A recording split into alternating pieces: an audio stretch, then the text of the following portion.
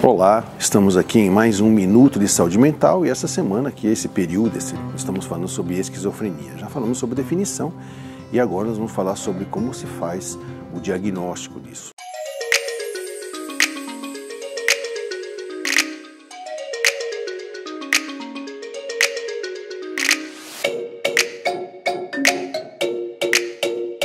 Foi comentado logo na primeira parte, em que nós falamos que o diagnóstico sempre deve ter um critério que nós chamamos de evolutivo, ou seja, temos que acompanhar aquele paciente por longos períodos para ter certeza de que aquilo realmente é um processo degenerativo.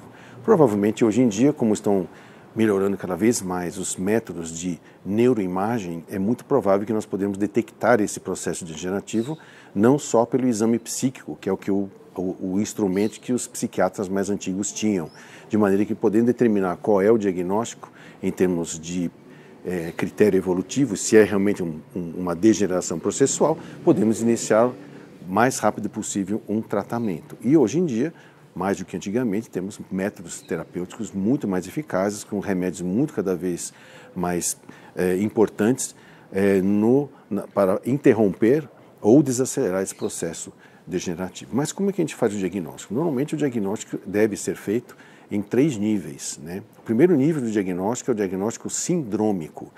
E na esquizofrenia, quando a pessoa está em crise, em surto, o que a gente vê é uma síndrome de desagregação mental, ou seja, é como se todo o trabalho mental dela estivesse separado um do outro por algum tipo de estímulo que atrapalha essa agregação.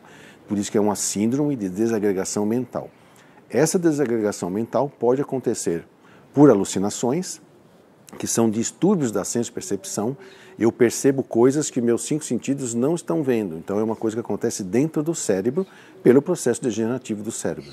E existe também as perturbações do pensamento, né? A interpretação falsa da realidade através dos distúrbios do pensamento, que isso também é por processo degenerativo do cérebro.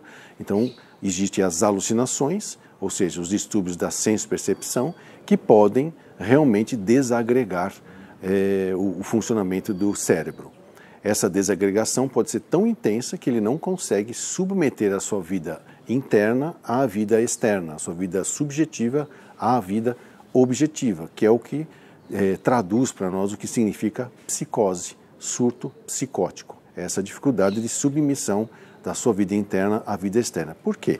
Porque a maneira pela qual a minha senso-percepção e o meu cérebro está interpretando essa realidade está perturbada por um processo degenerativo do sistema nervoso central.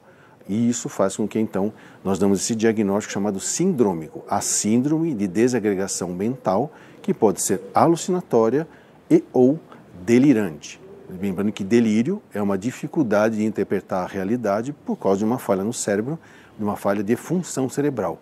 Não é uma coisa psicológica, né? É uma dificuldade cerebral. E aí o diagnóstico não fica só no sindrômico, depois nós vamos para o diagnóstico nosológico. E aí vai depender da maneira como está se apresentando. Muitas vezes a pessoa tem uma psicose, uma síndrome de desagregação mental essencialmente alucinatória. Então nós vamos tentar ver em qual quadro clínico ela se enquadra, que ela se encaixa nesse diagnóstico nosológico. Mas normalmente nós temos, de acordo com a idade em que isso possa aparecer, temos alguns tipos de diagnóstico. Então tem a hebefrenia, que é quando isso ocorre no adolescente ou no adulto jovem. Quando você tem já um pouco mais de idade, a gente já chama isso de esquizofrenia paranoide, onde a estrutura mental está bem estabelecida, porque quando você começa a degenerar a estrutura mental em tenra idade, não se forma a personalidade de maneira adequada. Quando você já tem a personalidade formada, então a desestruturação é menor, então, portanto, o quadro clínico se torna diferente. Então, quanto mais cedo ocorre a esquizofrenia, pior é o prognóstico. Um pouquinho mais tarde nós vamos ter outros nomes porque o prognóstico é melhor, ou seja, a evolução não é tão drástica. Então nós temos desde a hebefrenia, que começa como jovem, passa pelas esquizofrenias paranoides, chegando até as parafrenias, que é uma coisa mais ligada ao idoso, em que a gente percebe que ele pode ter interpretações delirantes em cima das alucinações. Feito então o diagnóstico sindrômico, nós passamos para o diagnóstico nosológico, que é o nome que se dá, estabelecido por uma convenção internacional, seja pelo CID-10 ou pelo DSM-5, mas o mais importante é o diagnóstico do quadro clínico, que são os sintomas, os sinais que as pessoas estão tendo agora, o que é que está prejudicando a sua vida de relação no momento. Se são alucinações, existem medicações antipsicóticas que ajudam a diminuir a sua reação